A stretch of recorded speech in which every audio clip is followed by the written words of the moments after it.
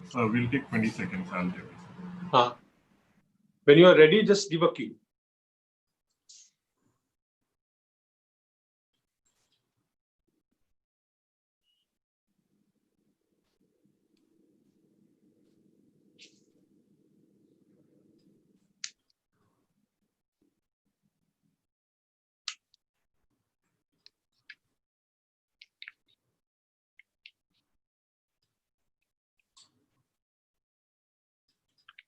So we are live on all platforms. You can start. Sir. Can you start? Yes, sir. We can start now. Okay, sir. You can start listening now. नमस्कार। मुझे वो दिन याद है 2014 से पहले और 14 के बाद भी कि प्रधानमंत्री जी देश की जनता को दिलासे देते रहे। और ये गाना है ना, सुहाना सफर और ये मौसम हंसी, वो सुहाने सफर के सपने दिखाते रहे और हंसी मौसम के भी सपने दिखाते रहे। और ये भी कहते रहे कि जब यूपीए सरकार थी और कुछ जगह पे चीन ने प्रयास किया हमारी जमीन पे कब्जा करने का, तो प्रधानमंत्री जी अक्सर कहते थे कि हम उनको लाल आंख दिखाएं। तो मौसम हंसी तो है नहीं, सुहाना सफर भी नहीं रहा। आज हम 2020 पे पहुंचे हैं और हमें डर है हम कि न खो जाएं कहीं, हमें डर कि हम खो ना जाएं कहीं, क्योंकि जो दृश्य हमारे सामने है वो बहुत ही गंभीर है। खास तौर पे जो स्थिति सरहद पे है, लद्दाख में है, वो बहुत गंभीर है। इंसान कभी कभार गलत बयानी कर जाता है, उसको फिर स्वीकार भी नहीं करता, स्पष्टीकरण भी नहीं देता। उसकी क्या वजह है, क्या वजह नहीं है, इसके बारे में तो मैं कुछ नहीं कहूंगा, हमारी पार्टी कुछ नहीं कहेगी।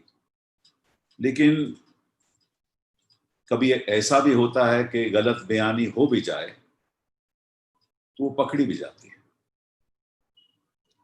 इंसान तो गलत कह सकता है, लेकिन कभी कभार तस्वीर गलत नहीं होती, इमेज गलत नहीं होती। तो उस इमेज के बारे में हम बात करेंगे। गार्डियन के न्यूज़पेपर ने आज 2 इमेजेस अपनी अखबार में छापी हुई हैं जो सैटेलाइट के द्वारा ली गई। पैंगसोंग सो लेक एरिया, वहां 2 तस्वीरें हैं, एक 22 मई की तस्वीर है और एक 23 जून की तस्वीर है। तो वो अपने आप में एक कहानी आपको दिखाती हैं कि किस तरह चीनियों ने हमारे मातृभूमि पे, हमारी जमीन पे लाइन ऑफ एक्चुअल कंट्रोल के हमारी तरफ उन्होंने कब्जा कर रखा है। तो सबसे पहले तो मैं आपको 22 मई की तस्वीर, सैटेलाइट इमेजरी जो गार्डियन में छपी, जो आज हमने सुबह देखी, वो आपको दिखाना चाहता हूं। यहां आप देखिए कि कोई इमारतें नहीं है, कोई बिल्डिंग नहीं है, कोई स्ट्रक्चर नहीं है, कोई बंकर नहीं है, कोई हेलीपैड नहीं है, कोई हेलीपैड टावर नहीं है। ये है 22 मई की तस्वीर। अब आ जाइए आप 23 जून की सैटेलाइट इमेज, और आपको साफ दिखता है कि किस तरह से चीनों ने वहां कब्जा कर रखा है और किस तरह से इमारतें बनी हुई हैं। अब जो हम 5 सवाल प्रधानमंत्री जी से पूछना चाहते हैं और वो देश को बता दें, क्योंकि दोनों तस्वीरें अब आपके सामने हैं, दोबारा दिखा दीजिए। और जब मैं सवाल पूछूंगा तो तस्वीर वहां दिखनी चाहिए, दोनों तस्वीरें दिखनी चाहिए, और अंतर आप देख रहे हो, पहचान रहे हो, समझ रहे हो। तो पहला सवाल तो मेरा हमारा प्रधानमंत्री जी से यह है कि क्या चीनियों ने हमारी जमीन पे फिंगर 4 रिज तक पैंगसोंग सो लेक एरिया में कब्जा कर रखा है या नहीं? Does the latest and the first actual picture of Chinese occupation of our territory up to Finger 4 Ridge in Pangong So Lake area depict the truth on the ground? क्या ये वास्तविकता नहीं है? आप इसके बारे में बताइए, देश की जनता को बताइए। क्या ये हिंदुस्तान की मातृभूमि नहीं है? इस बारे में देश की जनता को बताइए। क्या ये रेडार्स जो हैं, जो वहां दिख रहे हैं, क्या ये कंस्ट्रक्ट नहीं हुए? इस बारे में बताइए। क्या हेलीपैड वहां नहीं है, हेलीपैड टावर नहीं है? इसके बारे में बताइए। और बाकी जो बिल्डिंगें वहां बनी हुई हैं, इसके बारे में बताइए। और क्या ये घोर हमला नहीं है चीन का हमारी जमीन के ऊपर?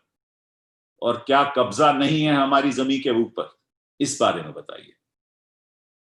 You must, Mr. Prime Minister, tell the people of this country whether this particular image depicts the truth on the ground or not. Is this not Indian territory where there is construction of radars, helipad, and other structures that have been built by the Chinese in a brazen act of transgression and aggression? क्या ये वास्तविकता नहीं है प्रधानमंत्री जी? ये पहला सवाल है हमारा। दूसरा सवाल, क्या चीनियों ने हमारी जमीन पे, जो गढ़वाल वैली में है, जिसमें पेट्रोल पॉइंट 14, जहां हमारे 19 जवान और एक कर्नल शहीद हुए, उन्होंने अपनी जान की कुर्बानी दी, क्या वो चीन के कब्जे पे नहीं है? क्या उन्होंने हॉट स्प्रिंग पे कब्जा नहीं कर सका? Have the Chinese occupied our territory in Galwan Valley, including Petrol Point 14, where our 20 Jawans and 19 Jawans and one colonel of 16 Bihar Regiment made the supreme sacrifice? Has China not occupied Indian territory in the hot springs? Please प्रधानमंत्री जी, हम आपसे आग्रह करते हैं कि आप वास्तविकता जो है, जो स्थिति है, जो जमीन पे स्थिति है, इस देश को बताइए। आंख दिखाने की तो बात, लाल आंख दिखाने की तो बाद में बात करेंगे, लेकिन वास्तविकता तो बताइए। तीसरा सवाल, has China occupied our territory up to Y Junction, 18 kilometers inside the line of actual control, in the Depsang Plains, threatening India's strategic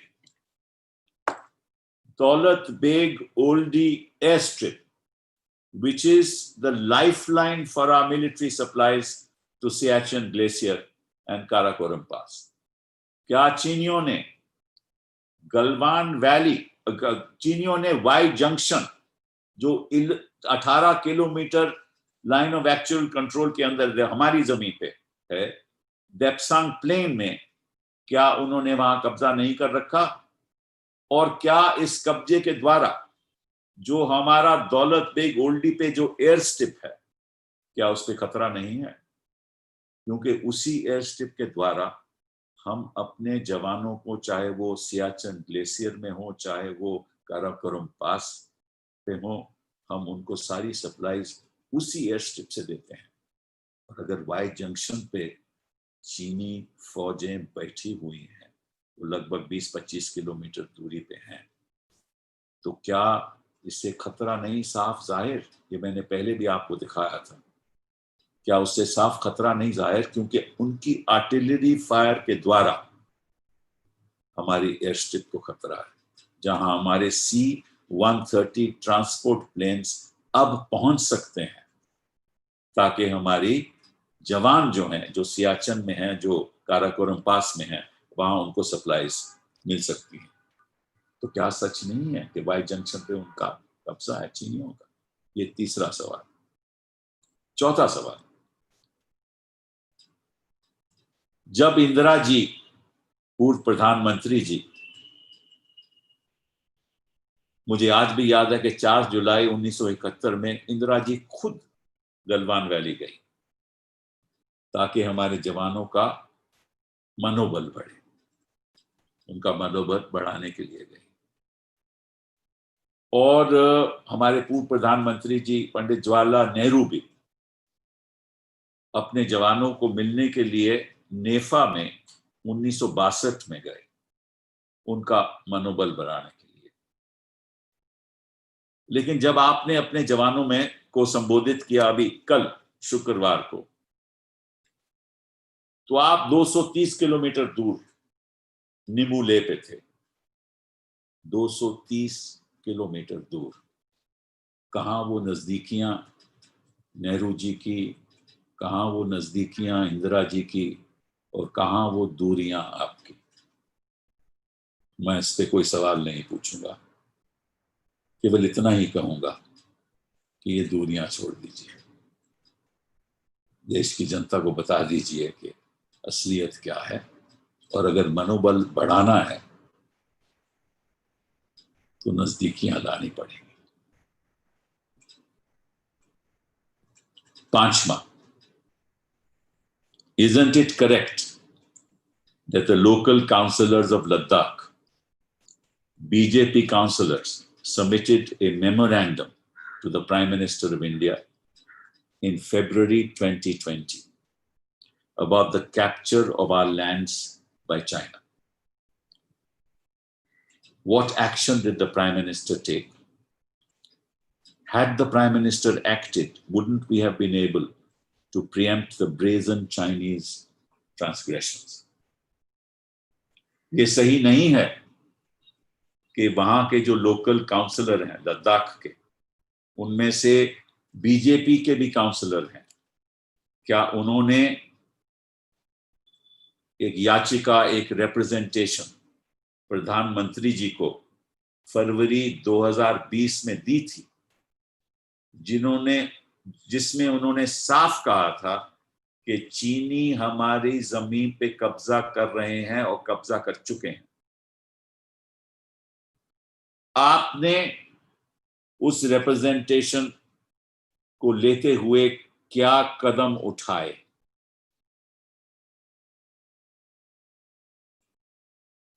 आपने क्या लाल आंख दिखाई उस समय? और अगर नहीं तो आप चुप क्यों रहे? आपने क्या इंस्ट्रक्शंस दी अपने फौजियों को कि क्या करना चाहिए?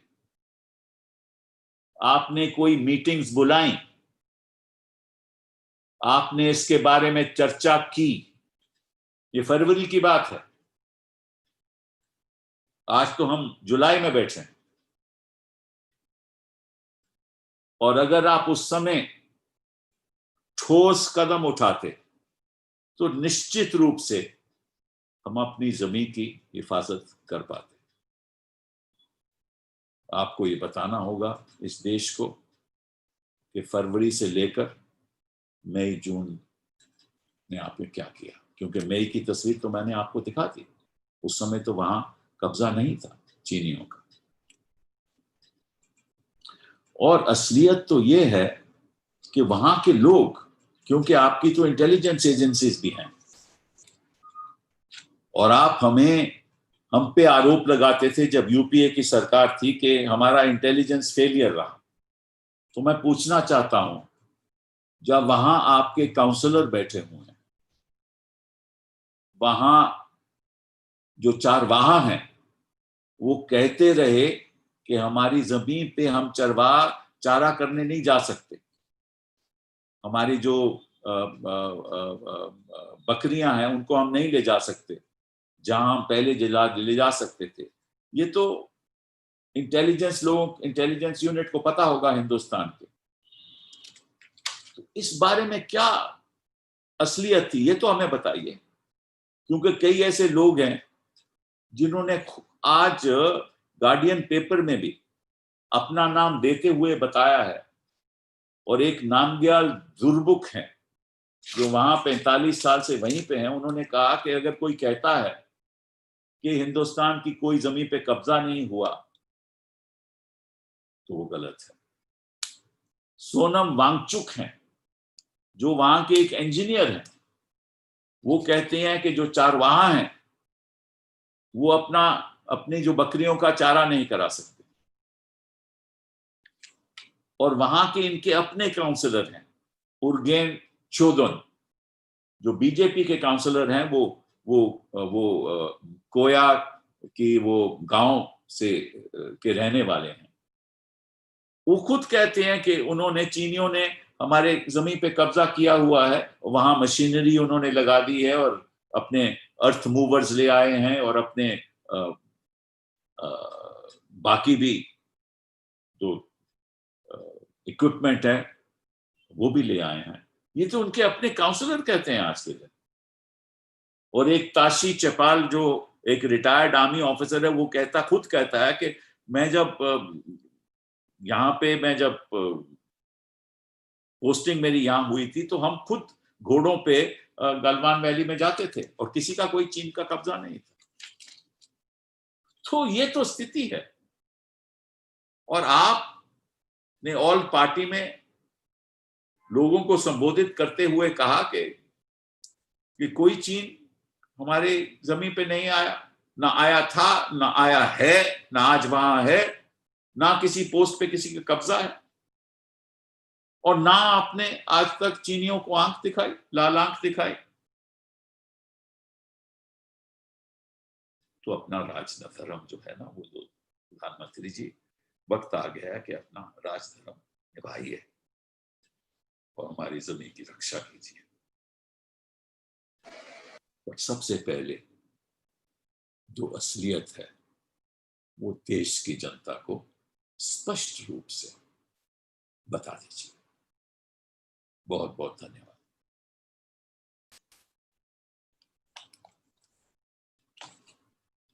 Thank you sir. मैं सवाल लूंगा पहले। Sanjeev Chopra ji from PTI. Thank you, Pranav ji. Morning, Sibal Saab. Morning. How are you, sir? Thank you. I just wanted to know, you made a reference about the Prime Minister's visit yesterday. Yes. He was 260 kilometers away. 230 kilometers. 30 kilometers away from the real line of control. Would the Prime Minister said yesterday that the era of expansionism, with reference to China, that the era of expansionism is over, and that this is not 1962 and this is 2020. And China has also responded saying that any side should not state any inflammatory or anything that could flare up the situation at the border, because the de-escalation process and the talks are going on. So what do you have to say on the Prime Minister's remarks yesterday? Well, quite frankly, and I thought that this question might come up about 1962, because every time we raise these issues, the present government and their leaders ask us about 1962. Well, let me tell you something about 1962 that the people of this country don't know. What was Pandit Nehru's position to Chou En-lai in 1962? In fact, I prepared a little statement. Can you put it up on the screen, please? I want to just tell you about some facts that perhaps people of India don't know. Ji.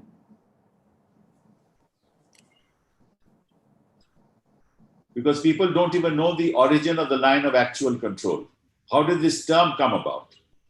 While they'll put that on the screen, let me just tell you something, that the term line of actual control was coined by the Chinese premier, Chou En-lai, in 1956. Mm-hmm. And then he repeated it in 1959, before the 1962 war. When, of course, China invaded India. At that time, Chou En-lai sent a letter to Pandit Nehru asking India to accept the 1959 Chinese claim and said that China was willing to withdraw 20 kilometers from this claim. This is a letter from Chou En-lai to Pandit Nehru. What did Pandit Nehru in response say? What did he say upon the proposal? He said that this proposal is nothing short of Victor's diktat. Nehruji said, there is no sense, and I quote, there is no sense or meaning in the Chinese offer to withdraw 20 kilometers from what they call the line of actual control. What is this line of control? Is this the line they have created by aggression since the beginning of September? That's what Nehruji said. And the Prime Minister doesn't even talk about Chinese aggression and occupation of our territory. That's the difference between 1962, when we were not a nuclear power, when we didn't have a modern army, when we didn't have the wherewithal of our fighter planes, of our naval defense services. We are today a modern nation with a modern warfare machinery. We're a nuclear power. That was 12 years after we gained independence. And what were we trying to do? We were trying to redistribute land, abolish the zamindari system so that our poor people could get land. So our focus was economic development. तो उस समय जब ये बात उठी और 1962 में जब चीन ने हमला करके हमारे साथ तो जंग की, ये जो लाइन ऑफ एक्चुअल कंट्रोल की जो बात है वो सबसे पहले प्रीमियर चू एन-लाई ने कहा था कि भाई एक लाइन ऑफ एक्चुअल कंट्रोल है। ये हमने कभी इस बारे में बात नहीं की। 1956 में चू एन-लाई ने कहा और फिर 1959 में 1959 में चू एन-लाई ने दोबारा इसके बारे में बात की। और जब 1972 में उन्होंने हमारी जमीन पे कब्जा किया तो उन्होंने नेहरू जी को चिट्ठी लिखी। I don't know why you are not putting it up on the screen. Nehru ji को चिट्ठी लिखी और उसमें यह कहा कि आप ये लाइन ऑफ एक्चुअल कंट्रोल मान लीजिए और हम इतना कह सकते हैं कि हम इस लाइन ऑफ एक्चुअल कंट्रोल के 20 किलोमीटर पीछे हट जाएंगे और ये बात हमारी आप मान लीजिए। तो नेहरू जी ने कहा मैं बात नहीं मानता। ये क्या मतलब हुआ कंट्रोल का? हम नहीं मानते आपकी बात। ये तो आपने हमारे ऊपर हमला करके ये हमारे ऊपर थोपा। फिर नेहरू जी ने एक और बात कही, and I will read it to you, and this is in quotes, a letter by Nehru. What did he say? Not letter, I think a statement by Nehru ji. The demand for India to accept the Chinese 1959 line is a demand to which India will never submit, whatever the consequences and however long and hard the struggle may be. Paradoxically, the Chinese in 1959 line clearly depicted the entire Galwan Valley in India. It was only on June 16, 2020, the day after the fatal clashes, that China formally laid claim for the first time ever to the entire Galwan Valley. तो नेहरू जी ने उस समय एक statement दी। उन्होंने कहा कि हम कभी ये नहीं मानेंगे कि 1959 की जो लाइन है, जो लाइन चीन कहते हैं लाइन ऑफ एक्चुअल कंट्रोल है, हम उसको कभी स्वीकार नहीं करेंगे और कभी सबमिट नहीं करेंगे। जितनी देर भी हमें चाहे कितने साल भी लग जाएं, ये बात हम कभी नहीं मान सकते। हम संघर्ष करते रहेंगे। वो जो लाइन ऑफ एक्चुअल कंट्रोल 1959 की है, उसमें गलवान वैली हिंदुस्तान में दिखाया गया। और 16 जून 2020 के बाद अगले दिन वो गलवान वैली चीनी कहते हैं हमारे कब्जे में है, उसमें हमारा हक है, ये चीन आज कहता है, जो 1959 में उन्होंने कभी नहीं कहा। ये थे पंडित नेहरू 1962 के, ये है प्रधानमंत्री आज के, जो बात करने को तैयार नहीं, जो आंख दिखाने को तैयार नहीं, जो एक पब्लिक स्टेटमेंट देने को तैयार नहीं कि हम कब्जा कभी नहीं मानेंगे, चाहे हमें कितने वर्ष संघर्ष क्यों ना करना पड़े। हम चीन का गलवान वैली में कंट्रोल नहीं मानेंगे, हम वाई जंक्शन कंट्रोल नहीं मानेंगे, हम पैंगोंग सो लेक का जो उनका जो कब्जा है नहीं मानेंगे, फिंगर 4 और 8 का कब्जा नहीं मानेंगे। प्रधानमंत्री जी कहिए, देश को कहिए, ताकि चीन को आपका बयान पहुंच जाए, सारे विश्व में पता लगना चाहिए कि हिंदुस्तान की जनता हमारे प्रधानमंत्री के साथ खड़ी हुई है, हमारे जवानों के साथ खड़ी हुई है। आप झिझकाइए मत, हम आपके साथ हैं। हम चाहते हैं कि आप ऐसा बयान दो ताकि सारे देश का मनोबल, सेना का मनोबल बढ़े और विश्व में यह संदेश चले जाए कि चीनियों का कब्जा हम कभी नहीं मानेंगे। धन्यवाद सर। संजय मिश्रा, दैनिक जागरण से। संजय जी अनम्यूट करिए। संजय जी आवाज जा रही है आपको? हाँ जी जी, नमस्कार सिब्बल साहब। नमस्कार। सिब्बल साहब, ये जो प्रधानमंत्री ने कल कहा कि जो ये जो दौर है वो विस्तारवाद का नहीं है, विकासवाद का है। अब ये चाइना की तरफ इशारा था, पर अभी तक ये एक सवाल उठ रहा है कि भारत का जो शीर्ष नेतृत्व है वो चीन के ऊपर, चीन को डायरेक्ट नेम क्यों नहीं ले रहा? उनको क्या हिचक है? अगर आपको लगता है कि राजनीतिक तौर पर क्या दिक्कत है भारत के शिखर नेतृत्व को चीन का नाम लेने में? नहीं, मुझे तो समझ नहीं आ रही कि हमारे प्रधानमंत्री जी इशारों में बात क्यों कर रहे हैं, इशारों में बात क्यों कर रहे हैं? सारे विश्व को मालूम है कि चीन का रवैया क्या रहा है, हमें भी मालूम होना चाहिए था। साउथ चाइना सी में वो क्या कर रहे हैं सभी को मालूम है। नेपाल में किस तरह से वहां अपना जो इन्फ्लुएंस बढ़ा रहे हैं हमें इस बात का मालूम है। पड़ोसी देशों में कैसे इन्फ्लुएंस बढ़ा रहे हैं हमें इस बात का मालूम है। अफ्रीका में कैसे अपना इन्फ्लुएंस बढ़ा रहे हैं हमें इस बात का मालूम है। कैसे उन्होंने अपने मन में ये तय कर रखा है कि अरुणाचल उनका है, इस बात का हमें मालूम है। कैसे वो तवांग में बैठना चाहते हैं इस बात का हमें मालूम है। कैसे वो अपना चाइना पाकिस्तान इकोनॉमिक कॉरिडोर बना रहे हैं सियाचिन के द्वारा, ये बात हमें मालूम है। तो ये तो हमें मालूम है, तो प्रधानमंत्री जी को मालूम है, 2014 में भी मालूम था। तो 6 साल प्रधानमंत्री जी क्या कर रहे थे जब ये सब मालूम था? हमारी सदर पे खतरा था,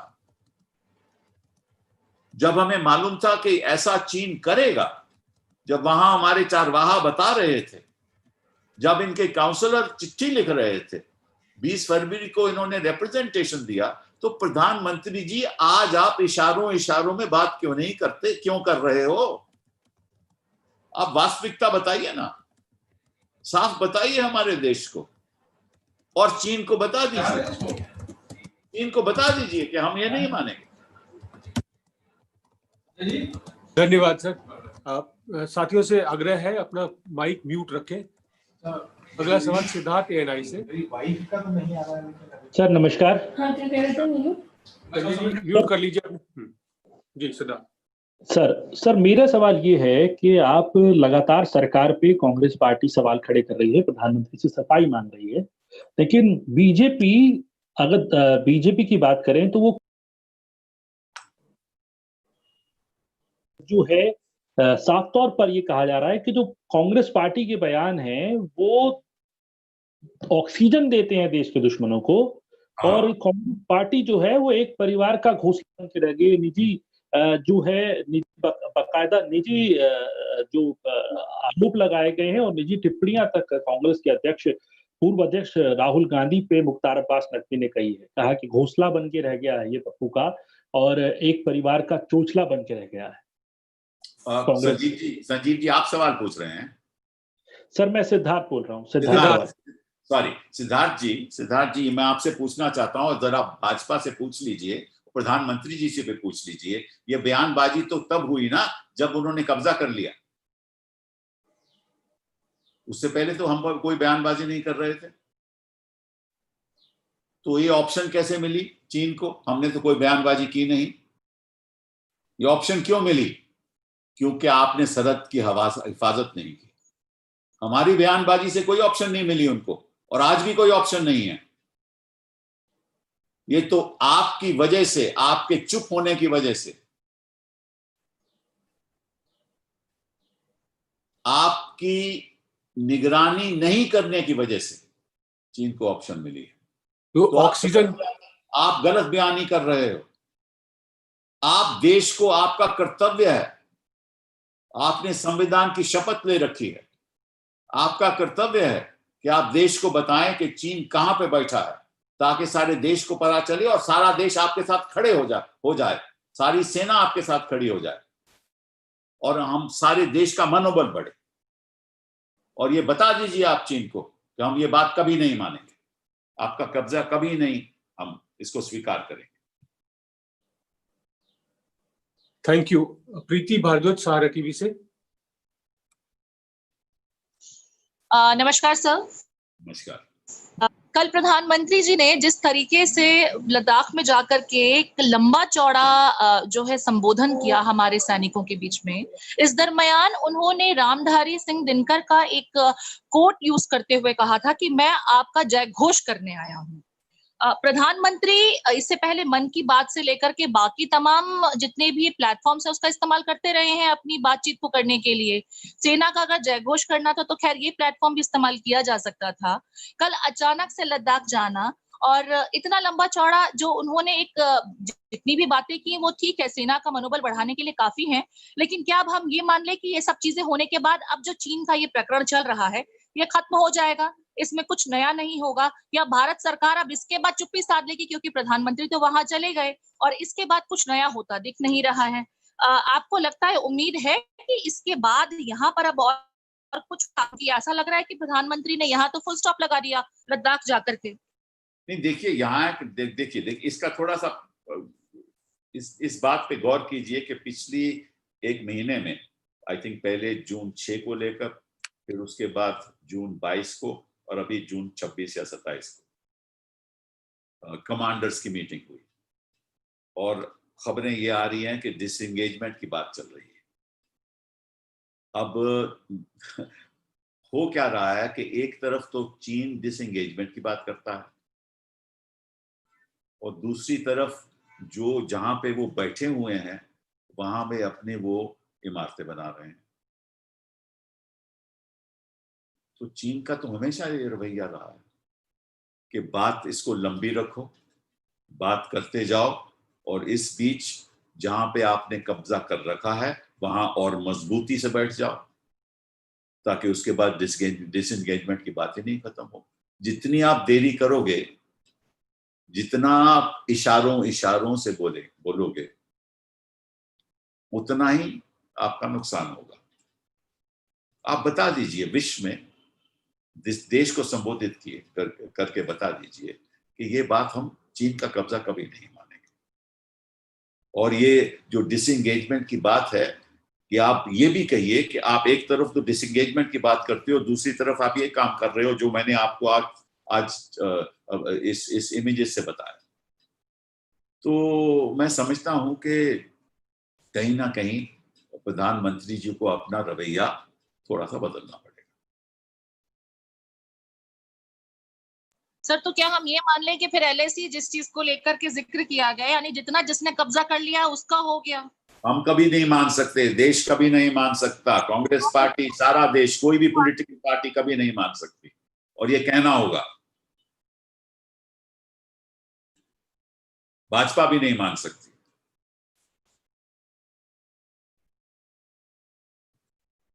देश का सवाल है, पॉलिटिक्स का सवाल नहीं है।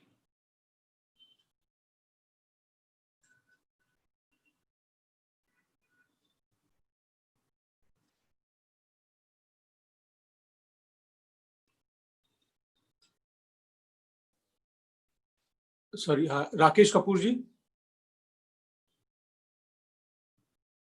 राकेश जी, संजीव जी, आप भी सवाल पूछना चाहते हैं? जी सिब्बल साहब। जी हाँ, राकेश जी कैसे हैं आप? जी आपकी इनायत है, बहुत बहुत इनायत, थैंक यू। मेरा सवाल ये है कि जो आपने अभी जो तथ्य रखे हैं, अगर इनको हम गंभीरता के साथ लें तो क्या आप ये डिमांड कर रहे हैं कि भारत और चीन की जो LAC पर जो विवाद लगा हुआ है उस पर सरकार और सारे सरकार के रुख को देखते हुए सरकार उस पर श्वेत पत्र लाए? I mean, do you want that the government should a white paper on this issue? See, the question of white paper arises later. श्वेत पत्र की बात बाद में होगी, सबसे पहले वास्तविकता की बात हो, उसके बाद आगे क्या होगा वो बात हम अलग करेंगे। वो पहले वास्तविकता तो बताएं। चूंकि वास्तविकता जो है वो अंधेरे में खो रही है, मेरा सवाल इस वजह से। तो वो सफेद भी अंधेरे में खो जाएगा, श्वेत पत्र भी अंधेरे में खो जाएगा। Thank you, thank you, thank you. Sanjeev Trivedi ji. Sibal साहब, जब आप भारत की बात करते हैं और आप देखते हैं कि गलवान वैली और डेप्सांग और पेगोंगसो के इलाके में वो चढ़ाए हैं, तो वही संदर्भ ये भी है कि दुनिया के कई देश हैं जिनके साथ चीन ने फ्रंट खोल रखे हैं, चाहे वो साउथ चाइना सी की बात आपने कही है, चाहे वो आपने देखा होगा वियतनाम, चाहे वो फिलीपींस, और इसके अलावा जापान के साथ सेनकाकू आइलैंड्स को लेकर के यहाँ तक कि ट्रेड वॉर भी चल रहा है अमेरिका और ऑस्ट्रेलिया के साथ। आपको लगता नहीं है कि ये सारे देश जो हैं किसी नीति को फॉलो कर रहे हैं, कोई सीधे जाकर हमला नहीं बोल रहा है, और भारत के साथ भी उन बातों को अगर हम संदर्भ में रखकर देखें तो एक पॉलिसी की तरफ शायद वो इशारा करती हैं इन देशों की? क्या आपको क्यों ऐसा लगता है कि हमने सरेंडर कर दिया है और हमारी जमीन ले ली गई है और हम कुछ सोच नहीं रहे हैं? ये जो एलिगेशन आपके सवालों में है। सरेंडर की बात नहीं है। देखिए, ऐसा है, जो आपने बातें कही ना वो बिल्कुल सही है। इसी वजह से हमें निगरानी रखनी चाहिए थी हमारे बॉर्डर पे, खासतौर पे लद्दाख और बाकी जगह पे। ये एक संकेत देता है कि चीन का रवैया कई देशों के प्रति अलग हो चुका है, एक नए दौर के साथ चीन आके बढ़ रहा है। ये तो हमें सब मालूम है, कितने वर्षों से मालूम है।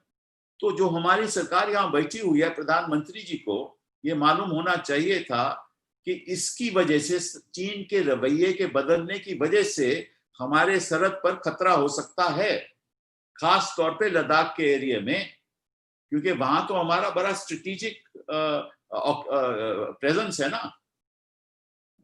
तो उस स्ट्रेटेजिक प्रेजेंस की वजह से हमें वहां अगर खतरा होगा तो क्या हमारा होगा। इसीलिए जो दौलतबाग ओल्डी का एयर स्ट्रिप है वो तो सबसे स्ट्रेटेजिक है।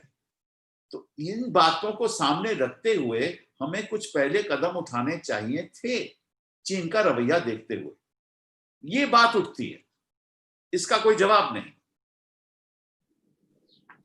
पर वो तो ऐसा हुआ कुछ नहीं, और आज जो स्थिति है, अब ऐसे में कांग्रेस क्या सलाह देती है सरकार को? कांग्रेस को पहले तो वास्तविकता बदले। देखिए, सरकार में हम तो नहीं है ना।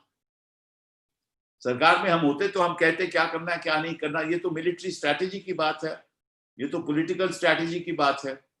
लेकिन सबसे पहले वास्तविकता जो है वो तो बतानी चाहिए ना, देश को संबोधित करके। जी, थैंक यू। अगला सवाल रमन झा जी। मैंने क्वेश्चन सर, मैं 2 सवाल पूछना चाहता हूं सिब्बल साहब। एक तो कल जैसे ही प्राइम मिनिस्टर की स्पीच हुई लेह लद्दाख में, तो उसके बाद पार्टी की तरफ से या कई लोगों ने ये सवाल पूछा कि चीन का नाम क्यों नहीं लिया। तो बीजेपी के नेताओं का ये कहना था कि पूरी दुनिया को पता चल गया कि नरेंद्र मोदी ने किसके बारे में बात कही। क्या उन्होंने सीरिया के लिए बात कही, क्या उन्होंने श्रीलंका के लिए बात कही? तो फिर बार बार ये पूछना कि उन्होंने चीन का नाम क्यों नहीं लिया, क्योंकि ये शब्द में इतनी ताकत होती है कि मैं बिना आपका नाम लिए ही आपको अपनी बात समझा सकता हूँ। ये बीजेपी की दलील है, ये जानना चाहता हूँ। हाँ, देखिए, दो बातें मैं मैं इसका उत्तर दो तरीके से दूंगा कि जब 1962 में चीन ने हमला किया और युद्ध हुआ, तो क्या नेहरू ने चीन का नाम नहीं लिया था? लिया था ना। तो प्रधानमंत्री जी क्यों झिझक रहे हैं? पहली बात तो ये। दूसरी बात ये कि प्रधानमंत्री जी ने तो चीन की बात ही कर दी ऑल पार्टी को संबोधित करते हुए, तो उनका कोई कब्जा ही नहीं। तो वो भी क्या इशारे में किया था? क्या संदेश देना चाहते थे वो चीन को? जब उन्होंने संबोधित किया और कहा कि उनका कोई कब्जा नहीं है, न था, न है, ना कोई इंडियन पोस्ट पे कब्जा है, तो कौन सा इशारा करना चाहते थे वो? मुझे तो समझ नहीं आई। अरे भाई, चीन तो हमलावर है। ये कहना कि उन्होंने हमला ही नहीं किया, हमारी जमीन पे कब्जा ही नहीं किया, इसके पीछे मन की बात क्या थी ये मैं नहीं जानता। मैं तो दिल की बात करता हूं। उसके पीछे मन की क्या बात थी, ये प्रधानमंत्री जी बता दें। और झिझक क्या है ये बताने में कि चीन ने कब्जा कर रखा है, जब वो कल गए थे? झिझक किसका कि अगर कह देते तो क्या हो जाता? अब ना वो लाल आंख दिखाते हैं, ना वो चीन का नाम लेते हैं, ना वो सही तरीके से निगरानी हुई, और आरोप हम पे लगाते हैं कि हमारी वजह से। अरे भैया, हमने तो कोई बयानबाजी नहीं की थी। वो तो जब कब्जा हो चुका तो हमने सवाल पूछने शुरू किए, क्योंकि आपने कहा कि कब्जा हुआ ही नहीं। एक और सवाल सर कि कल जैसे ही नरेंद्र मोदी वहां पहुंचे तो सभी मीडिया पे उसकी तस्वीर दिखाना लाजमी इसलिए था कि देश के प्रधानमंत्री जवानों से मिलने पहुंचे। हालांकि बाद में ये बात पता चली कि जिस जगह पे घटना हुई थी वो करीब 150-200 किलोमीटर आगे है, और यहाँ पे जो घायल सैनिक हैं उनसे प्रधानमंत्री की मुलाकात होगी। लेकिन उसके बाद कई तस्वीरें पुराने प्रधानमंत्रियों की आई, जवाहरलाल नेहरू की आई, लाल बहादुर शास्त्री की आई, इंदिरा गांधी की आई, और उन्होंने भी मुलाकात की थी। तो ऐसा नहीं लग रहा था कि नरेंद्र मोदी ने कोई नया काम किया। हाँ, एक काम जरूर दिख रहा था कि जब वो घायल जवानों से मुलाकात कर रहे थे तो उस वक्त जो है टीवी हर एक जगह पे लगा हुआ था, कॉर्डलेस माइक उनके हाथ में था। मतलब ऐसा लग रहा था कि प्रधानमंत्री नई तकनीक का इस्तेमाल करते हुए पूरे देश को संदेश देना चाहते हैं। ये संदेश चीन तक पहुंच पाएगा क्या? देखिए, चीन तक पहुंच पाएगा या नहीं पहुंच पाएगा इसके बारे में तो मैं कुछ नहीं कहूंगा, लेकिन जब व्यक्ति जनता से दूर हो जाता है ना, तो होता तो दूर है, लेकिन आज की तकनीकी की वजह से नजदीकियां दिखाता है। कि पिछले साल में यही राजनीति रही कि हो तो आप दूर, लेकिन दिखाना चाहते हो कि हो आप नजदीक। ये भी अपने आप में एक सवाल उठता है जिसका जवाब प्रधानमंत्री जी की मन की बात से शायद हमें मिल जाए।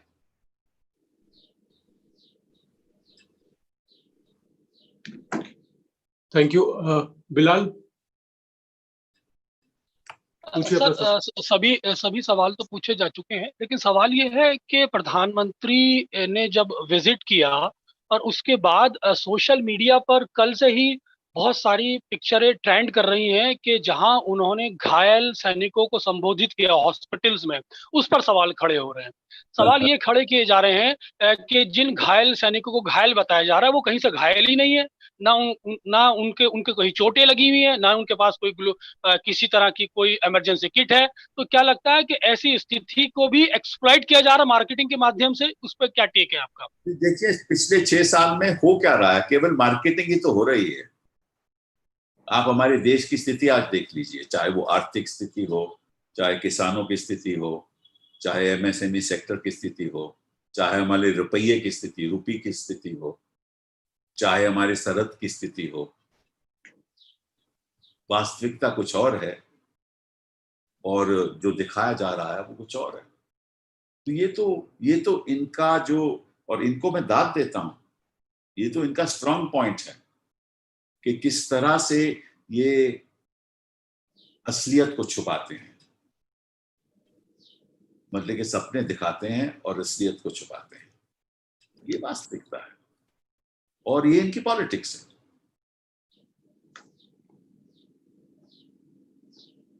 Thank you sir. The last question Sandeep Sonkar वर्तमान से। सिब्बल जी नमस्कार। मैं संदीप बोल रहा हूँ वर्तमान न्यूज़पेपर से। आप जो दुनिया की बात कर रहे थे वो है कि evolution is not the solution. तो मेरा जो क्वेश्चन है सीधा सीधा, जो कांग्रेस एक्चुअली क्या चाहते हैं कि प्राइम मिनिस्टर सिर्फ चेतावनी दे चीन को, या प्रतिशोध ले, मतलब अटैक चाहिए, या सिर्फ पीएम ये माने कि चीन हमारा जमीन दखल कर लिया जैसे कि सैटेलाइट इमेज दिखा रहे हैं? नहीं देखिए, हम क्या प्रधानमंत्री जी को करना चाहिए, किस तरह से करना चाहिए, कैसे वो वापस लेना चाहिए, ये एक अलग बात है, ये स्ट्रैटेजी की बात है, ये हम तय नहीं कर सकते। कांग्रेस पार्टी विपक्ष में बैठी हुई है, ये हम कैसे तय करें और ना हम किसी को ऐसी सलाह दे सकते हैं क्योंकि हम सत्ता पक्ष में नहीं है। लेकिन इतना जरूर तो कह सकते हैं ना कि जनता को ये तो बता दो कि असलियत क्या है और चीन का नाम तो ले दो। आप डरते क्यों हो? डरने की कोई बात ही नहीं है। देश आपके साथ खड़ा हुआ है, कांग्रेस पार्टी आपके साथ है। देश की सुरक्षा के लिए हम कुछ भी कुर्बानी देने के लिए तैयार हैं, सारी फौज कुर्बानी देने के लिए तैयार है। और हमें मालूम है कि फौज हमारी आज के दिन कमजोर नहीं है। हमारी डिफेंस सर्विसेज का मनोबल कम नहीं हुआ। हाँ, वो तैयार हैं। अब हम की कह सकते हैं कि भाई किस तरीके से क्या करना चाहिए, ये हमारा कर्तव्य नहीं है, ये सरकार का कर्तव्य है। लेकिन सरकार का एक और भी कर्तव्य है कि वास्तविकता बतानी चाहिए। इल्यूजन और डिल्यूजन के आधार पे राजनीति नहीं होनी चाहिए। अगर आप आज सरकार में होते तो क्या स्टेप लेते? अगर आज सरकार में होते तो फिर हम बताते कि क्या स्टेप लेते। Thank you sir. On that note कि इल्यूजन और डिल्यूजन पे राजनीति नहीं होती और सरकार जो है उसको एहतियात बरतना चाहिए। चीन के बदलते रवैये के बारे में आपने बात की कि सरकार को एहतियात रखनी चाहिए थी, और आपने नक्शे में दिखाया और स्टेटमेंट में दिखाया कि कैसे 1959 में जो गलवान घाटी है वो हिंदुस्तान का अभिन्न अंग था। आज सारे नक्शे समेत भाजपा पार्षद के बयान ये बता रहे हैं कि हमारी भूमि पर अतिक्रमण हुआ है, और इस समय जो राजधर्म है प्रधानमंत्री का वो ये है कि वो चीन की आंख में आंख डालकर और ये उनको बता दे कि भारत किसी भी कीमत पर अपनी 1 इंच जमीन अपने से अलग होने देने के लिए तैयार नहीं है। इसके लिए जो लड़ाई आवश्यक होगी वो हम लड़ेंगे। सर, आपका बहुत बहुत धन्यवाद। आपने बहुत अच्छे से बताया। मेरे ख्याल से इसके बाद कोई सवाल नहीं रह जाता और हमें उम्मीद है कि भाजपा की तरफ से, सरकार की तरफ से कोई प्रतिक्रिया